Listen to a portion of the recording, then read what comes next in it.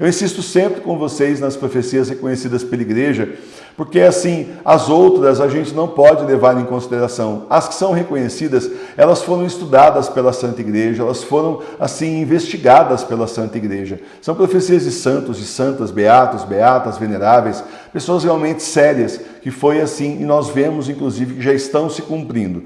Hoje em dia, infelizmente, nós temos muitos videntes e muitas videntes que não são sérios. E outros tantos que até podem ser sérios, mas não estão vendo Nossa Senhora coisa nenhuma, estão vendo o diabo, que os engana, e também aí, por tabela, eles acabam enganando aqueles que acreditam neles. Então temos as duas possibilidades. Por isso, por experiência própria, eu já quebrei a cara com vidente falso. Vamos falar rasgado o verbo. Eu já quebrei a cara com vidente falso, sim. Porque eu também já fui aberto, sim, às novas revelações, novas profecias, novos videntes, novas aparições. Achava assim que eu tinha até uma certa soberba nisso. Eu achava, depois serão aí reconhecidos pela igreja. A igreja sempre combate no começo, depois no futuro a igreja vai reconhecer. Então eu estou achando que eles estão dentro aqui do que está sendo falado, do que eu conheço, e daí quebrei a cara.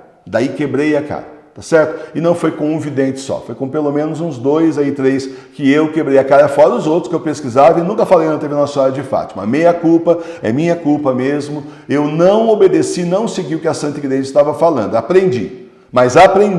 A partir daí, já tem uns anos essa conversa, a partir daí eu aprendi. Só o que a Santa Igreja ensina, só o que a Santa Igreja de 2000 anos autoriza, só o que a Santa Igreja diz que é, o que ela não diz, a gente não leva em consideração.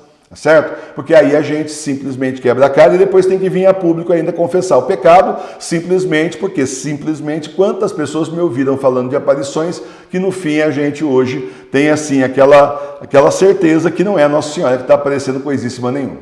Tá certo? Pode ser o demônio enganando o vidente, ou o vidente não tem boa fé, os videntes, enfim. Mas Nossa Senhora não é. Inclusive, divulgação aí de profecias que não aconteceram. Olha, um nojo, certo? Olha, realmente dá vontade de desaparecer quando eu lembro disso, dá vontade de fazer um buraco e sair lá no Japão para não ver a cara de nunca mais ninguém. Aliás, sei lá, dá vontade de desligar o botão e sumir, porque simplesmente é uma vergonha. Mas é uma vergonha e eu testemunho a minha vergonha para vocês, porque eu também caí na conversa dessas pessoas. Caí na conversa do diabo, sim, nessa época. E aí, então, depois o Senhor nos mostrou a verdade e é por isso que a Santa Igreja não está aí. Inclusive, tem aparição aí que nem perseguida não é, viu? O pessoal fala, a igreja sempre persegue as aparições. Isso é histórico já. Não é verdade. Está cheio de aparição mandando você para a missa falsa. É claro que a igreja falsa não vai perseguir a aparição, entre aspas, que manda você para a missa falsa. Óbvio que não.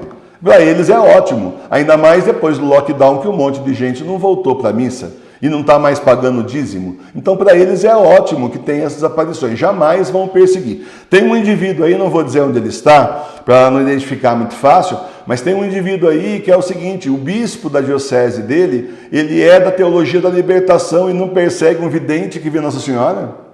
Então, você já vê por aí que tem coisa muito estranha, porque a teologia da libertação não tem nada a ver com a aparição. Então, você já vê que tem muita coisa estranha no balaio.